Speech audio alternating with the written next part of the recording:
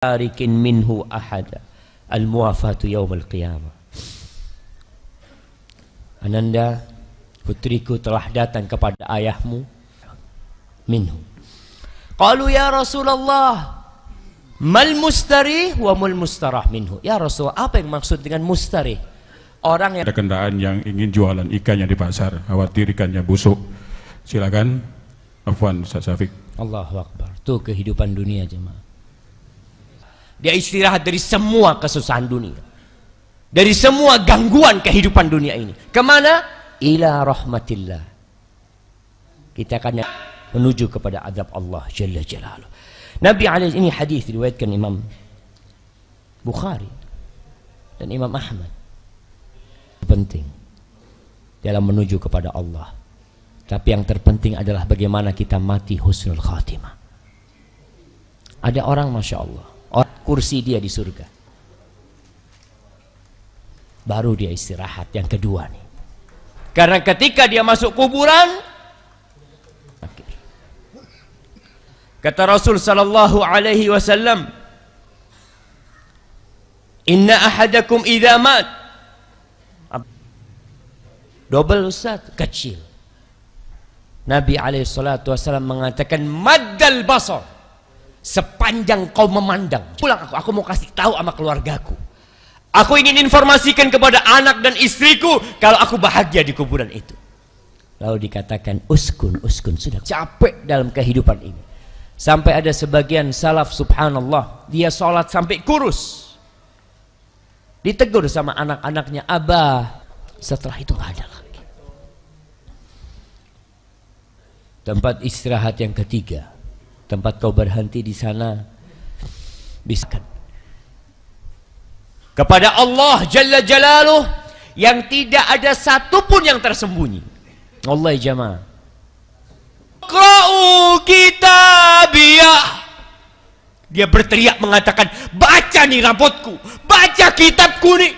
Inni dhanantu an. Bismillahirrahmanirrahim. Di surga Allah yang tinggi. Jamaah, di surga Allah itu ada satu pohon yang orang berkendaraan baru bisa melalui pohon ini setelah 100 tahun. Dia berkendaraan, gak hilang-hilang tuh naungan pohon itu. Surga yang tinggi sekali. Mungkin orang berpikir kalau surga tinggi, pohonnya tinggi, buah-buahnya tinggi, bagaimana kita menikmatin buah-buah itu? Tenang, antum tidak lagi di dunia. Qutufuha daniyah, memetiknya itu sangat dekat sekali. Subhanallah, kau yang tiduran bisa memetik buah surga. Kau yang sedang duduk, kau ingin buah apa aja, datang tuh buah itu, kau bisa memetiknya. Tapi ketika kita di dunia enggak. Kita kepingin durian, harus naik ke pohon durian, berduri-duri tangan kita. Kita kepingin makan apel, di mana kita cari pohon apel? Harus diimpor dari tempat-tempat mana? Nanti qutufuha daniyah. Bukan cuma itu. Sebagian orang Masya Allah, di dunia kita lihat segala macam menu dihidangkan kepada dia. Di dunia, segala buah, seafood, antum mau apa? Mau udang, mau cumi, mau ikan, mau lobster, mau kerang, semua disediakan. Tapi kita dalam kehidupan dunia, kadangkala segala makanan enak dihadapkan kepada kita. Kita tanya sama tuan rumah, afwan, punya telur asin? Kau mau telur asin? Ini banyak yang enak. Iya, aku sudah penyakitan. Semua yang ada di hadapanku itu nggak bisa aku makan. Hadid dunia. Tapi di surga apa kata Allah? Kulu washrabu hani'an. Kalian silahkan makan. Kalian silahkan minum tanpa takut dan khawatir penyakit. Jamaah, ana punya teman cerita, dia berangkat ke Yaman, ke Hadramut. Dia itu dalam perjalanan selalu makan dan minum sedikit. makan sedikit, minum sedikit. Kenapa? Karena toilet yang dia hadapin menakutkan. Setiap masuk toilet, aduh, nggak jadi keluar tuh jemaah. Jadi penyakit di perutnya. Suatu hari dia sampai ke rumah saudaranya, dikasih makanan yang banyak, masya Allah. Mereka berdua apa bertiga? Satu sohibnya diutus, coba kau berangkat ke toilet dulu. Jadi mau makan itu cari toilet dulu jemaah. Dia berangkat ke toilet, dia lihat toiletnya bagus, gitu dia. Ngomong sama sohibnya, Sen. Itu makan banyak langsung ke toilet dia jemaah. Di surga nggak ada tuh, nggak ada kayak gitu. Artinya kau mau makan berapa banyak pun akan hilang dari tubuhmu lewat pori-porimu, hilang lewat keringatmu, hilang lewat sendawamu, selesai jemaah. Hanian. Kenapa? Bima aslaftum fil ayyamil khaliyah. Karena kalian dulu tuh dalam kehidupan yang lalu, dalam kehidupan dunia, di waktu-waktu kosong kalian penuhin dengan ketaatan kepada Allah Jalla Jalaluh. Di situ jamaah. Ini waktu kita bukan untuk istirahat di dunia ini. Waktu untuk beramal. Jadi kadang-kala ada seorang istri melihat suaminya capek, bang, kok capek banget kerja bang. Nah, katakan kepada istrinya, Dek, aku ingin punya rumah di surga. Aku ingin kau bersama anak-anak kita bisa kumpul lagi di sana. Maka di sini waktunya kita capek, waktunya kita ngumpulkan modal semuanya untuk di sana. Sebelum itu belum istirahat. Jamaah, istirahat yang keempat. Di situ kita boleh berhenti. Ketika dalam timbangan, ketika ditimbang amal perbuatan kita. Rasulullah SAW pernah ditanya, ya Rasulullah, nanti tuh pada hari kiamat, apakah kita saling mengenal nanti di padang mahsyar, belum masuk surga? Kata Nabi SAW, amma fi thalathati mawatin fala. Di 3 tempat kita tidak akan kenal sama saudara kita. Kita hanya akan memikirkan nafsi-nafsi. Yang pertama, ketika pembagian kitab. Yang kedua, ketika ditimbangnya amal perbuatan. Dan yang ketiga, ketika melewati sirat.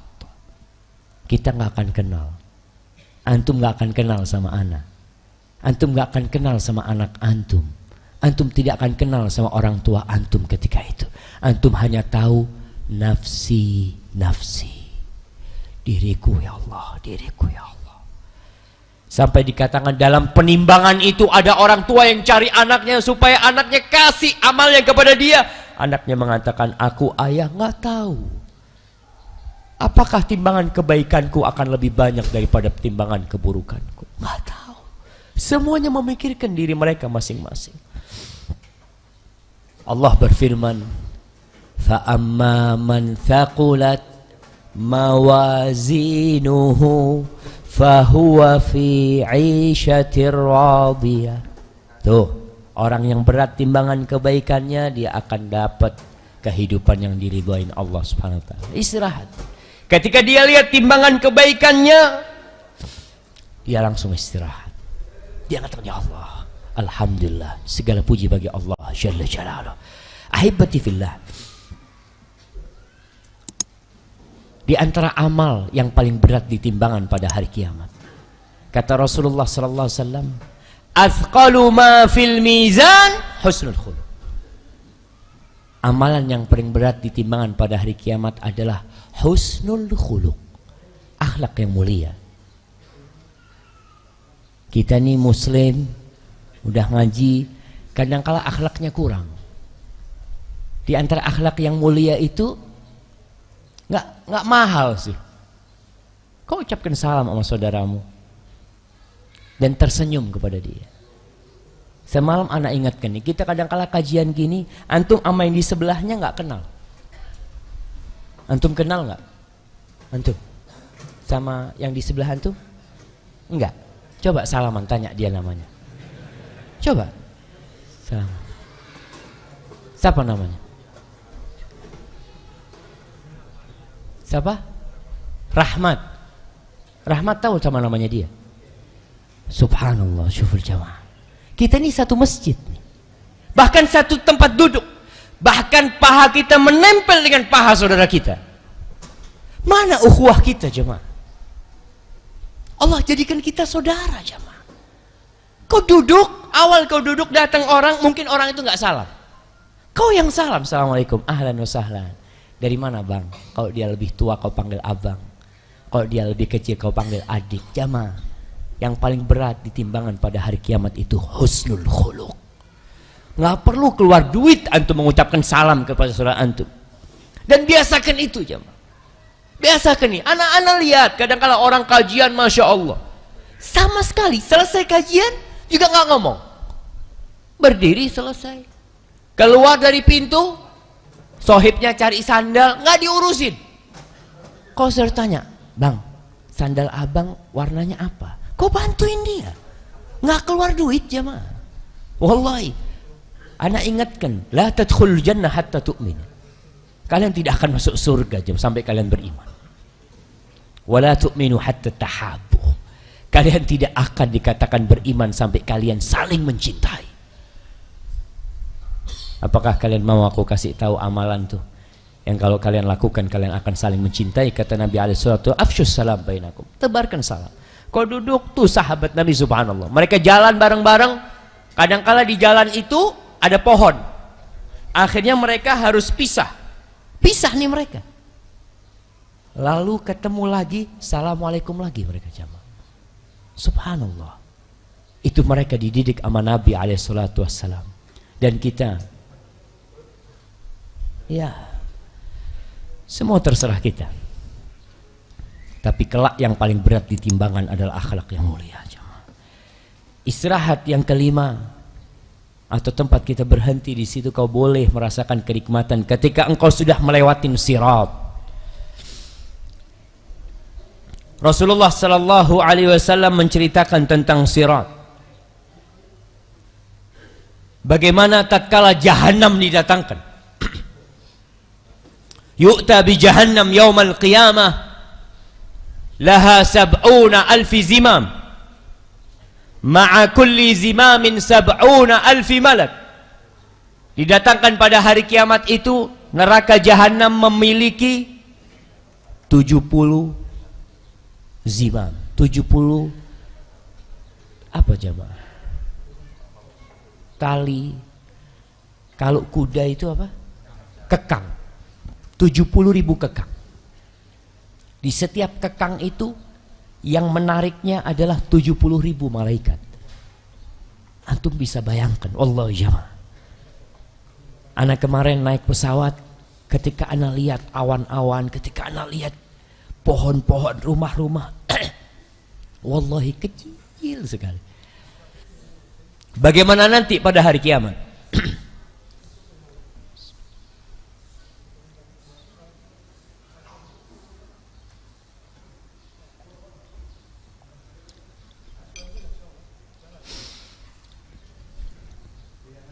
Lalu ketika didatangkan neraka jahanam itu, dipasang sirat, dipasang jembatan. Kita tahu dari kecil bahwasanya sirat itu lebih tipis daripada rambut. Ada yang mengatakan seperti rambut dibelah 7, lebih tajam dari pedang. Itu disebutkan dalam athar-athar. Tapi yang jelas kata Nabi SAW, sirat itu mengelincirkan. Lalu Nabi SAW mengatakan, wa tursalul amana war rahim. Amanah dan rahim itu dikirim untuk menjadi seperti pagar untuk orang-orang yang melewati di sana. Amalan kita dalam kehidupan ini. Fayu'dzan, laku diizinkan orang-orang untuk melewati. Fayamurru awwalukum kalbar. Yang pertama melewatin itu seperti kilat. Halilintar itu kita lihat kilatnya itu, tahu-tahu dia sudah sampai. Qalat qultu bi abi anta wa ummi ayu syai'in kamaril barq. Sahabat ini tanya, ya Rasulullah, gimana tuh seperti kilat kayak apa? Kalian ngelihat tuh kilat. Bagaimana dia datang kemudian hilang. Kita kadang-kala mau nunjukin anak-anak, lihat nak. Datang langsung hilang. Seperti itu cepatnya. Kemudian thumma kamarrir rih. Ada yang seperti angin. Ada yang seperti burung. Ada yang seperti onta yang kencang. Tajri bihim a'malukum atau tajri bihim a'maluhum. Semua itu yang membuat mereka cepat itu bukan nasabnya, bukan wajahnya, bukan kecantikannya, bukan ketampanannya, bukan pakaiannya, lakin tajri bihim a'maluhum. Semua tergantung amalannya. Kita sering kan bergurau, kadang-kala makan bareng nasi bungkusan. Tahu-tahu kita dapat ayam sayapnya, yang satu dapat pahanya, yang satu dapat dadanya, yang satu dapat cekernya. Tentu ceker. Ketika dibuka, yang dapat paha mengatakan tergantung amal. Nggak, kalau itu tergantung rezeki jamaah. Nah, memang rezekinya antum paha apa, tapi nanti pada hari kiamat jamaah tuh ada orang-orang yang selamat, ada orang-orang yang cedera. Dia sampai ke akhir jahanam itu badannya penuh cedera. Ada yang terjungkal di dalam api neraka, na'udzubillah min dzalik. Jadi istirahat. Yang kelima, ketika melewatin sirat. Antum melewat sirat, selesai itu. Cerita orang yang terakhir keluar dari neraka. Ketika dia keluar dari neraka, dia langsung memandang ke neraka mengatakan, Alhamdulillahilladzi najjani minki. Segala puji bagi Allah yang telah menyelamatkan aku dari engkau. Kemudian yang terakhir jemaah, tempat berhenti yang terakhir dan selama-lamanya setelah itu tidak ada lagi kesedihan. Kalau tadi tempat berhenti yang kita sebutkan itu masih ada tempat pemberhentian selanjutnya. Artinya ketika orang mati, iya dia istirahat.